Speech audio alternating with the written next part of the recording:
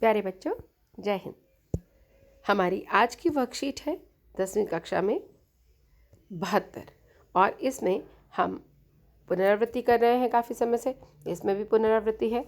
उत्साह जो कविता थी सूर्यकांत त्रिपाठी निराला की, उसको हम 2 बार पढ़ भी चुके हैं और 2-3 बार उसकी रिवीजन भी कर चुके हैं।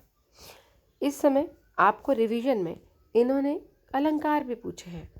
आप लोग अलंकारों के विषय में पहले पढ़ चुके हो। कविता के सौंदर्य को बढ़ाने के लिए जब अलंकारों का प्रयोग किया जाता है तो इससे कविता और अधिक सुंदर बन जाती है, प्रभावशाली बन जाती है। अलंकार का अर्थ ही होता है आभूषण, यानी जिस प्रकार हम आभूषण पहनकर स्वयं को अलंकृत करते हैं, वैसे ही कवि भी कविता को खूबसूरत बनाने के लिए अलंकारों का प्रयोग करते हैं। जैसे पानी जो एक शब्द है, पानी के पर्यायवाची कई होते हैं, वारी है ना, जल। लेकिन जब कविता में लिखता है कवि, तो कविता में वो तुक मिलाने के लिए ऐसे शब्द का प्रयोग करता है जो खूबसूरत लगे, उस कविता की खूबसूरती को और बढ़ा दे, उसमें गेयता का गुण पैदा कर दे। जैसे महादेवी वर्मा ने लिखा, मैं नीर भरी दुख की बदली। अब यहाँ नीर का अर्थ पानी होता है।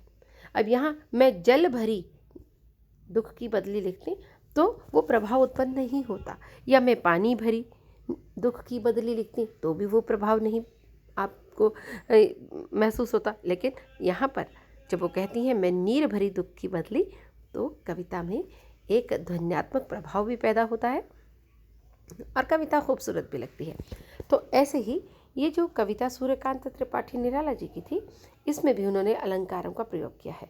आप जानते हैं कि शब्दों को जब विशेष तरीके से प्रयोग करते हैं और कविता में सौंदर्य उत्पन्न होता है तो वो शब्द अलंकार होते हैं, और अर्थ के आधार पर जब हम देखते हैं कि अर्थ के कारण सौंदर्य उत्पन्न हो रहा है तो उसे हम अर्थ अलंकार कहते हैं, है ना।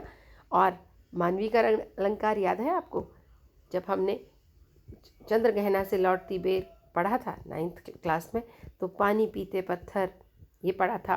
और जब हमने मेघ आए कविता पढ़ी थी तो वो तो पूरा मानवीकरण अलंकारों से भरा हुआ था।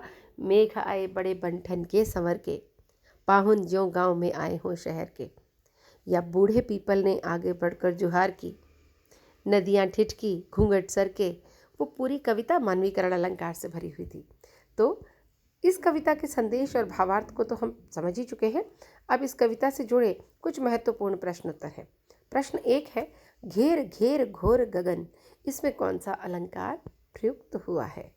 आप बहुत अच्छी तरह से जानते हैं कि जहाँ पर एक वर्ण की आवृत्ति होती है, एक वर्ण एक के पीछे आता रहता है, जैसे घेर घेर घोर में घ वर्ण की आवृत्ति होती है तो अनुप्रास अलंकार होता है।